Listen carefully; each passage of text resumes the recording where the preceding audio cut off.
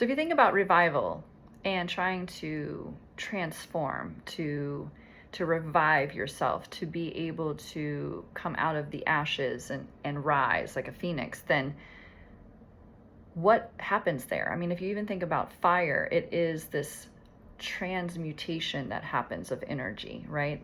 Just like when you think of water, right? We can freeze it, we can be liquid, we can be gas. So this transformation has to take place with a change of energy.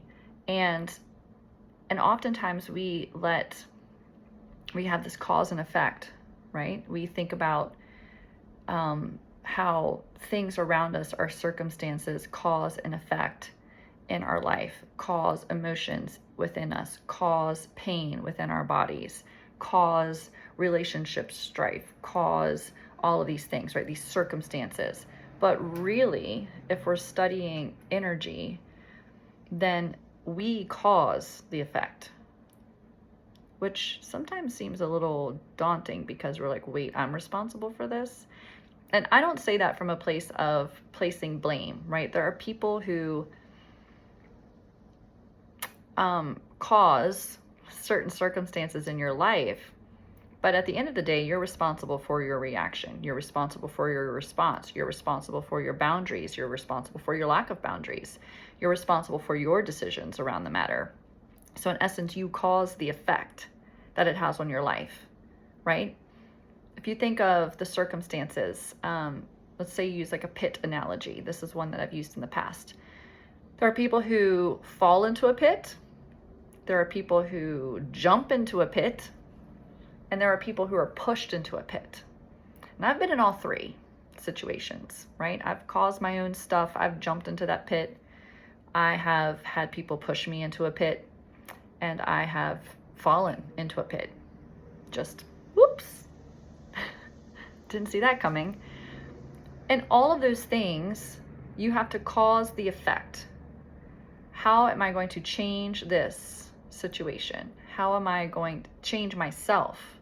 And then the situation will often change, right? If you are pushed into a pit, say a dysfunctional relationship that is not healthy, you can choose to stay there and feel like you're stuck in the pit.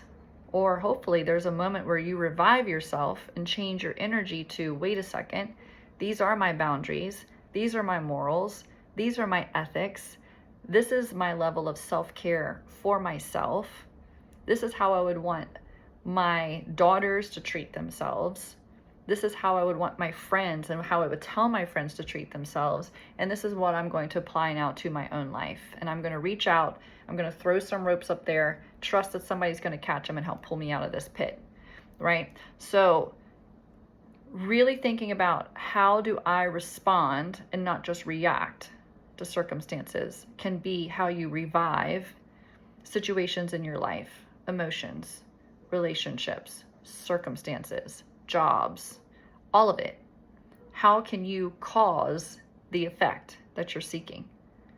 And a lot of that comes through, and I'll talk more about this because I have a journal literally full of a book I read that is about how thoughts and words and feelings go together. And trust me when I say, I read a lot of those books, but this one was pretty profound just because of the way it connected to nature. So we'll talk about this more in the future, but we'll talk about how you speak and then how you feel, how you think, and then even your actions, and how these things start to combine to cause the effect that you're seeking in your life, because you are not stuck, ever. Energy is always changing. It is never stuck. You are always vibrating to the cellular level, to the atomic level. And those little bits of your atoms are waiting for instructions. And when you think, say, feel, and act certain ways, you are giving those particles instructions on, like they're marching orders. This is what I want. Cause this effect. And so you have so much more potential power within you than maybe you realize. And that's what I want to start sharing with you and tap into. And I'm not an expert. I'm walking this right along beside you. But I feel compelled to share the things that I've learned over 27 years and really over my 47 years, because it's what has gotten me to this point alive today. So start thinking about it in the next few days. How do you cause the effect? And again, this isn't a shame or a guilt. Oh man, I did it again. I caused this effect. This is all on me. Nope, it's not that message. It's here's where I'm at right now. Whether I was pushed, jumped, or fell into this pit, this situation I don't really love, this feeling I don't really love, this emotion I don't really love. I feel stuck. You are not stuck. Energy is always moving. It's either feeling like it's regressing or going backwards, or it's progressing, moving forwards. But life is always moving. To the cellular atomic level, you are always moving. Which direction do you want to move in? How do you want to cause your effect? So we'll talk more about it, but just start asking yourself those questions as you have certain things pop up in your day, certain thoughts, feelings, words, circumstances. How did I cause this effect? Or how can I change my energy to cause the effect I'm seeking? All right? We'll talk more about it later. For now, have a beautiful day on purpose.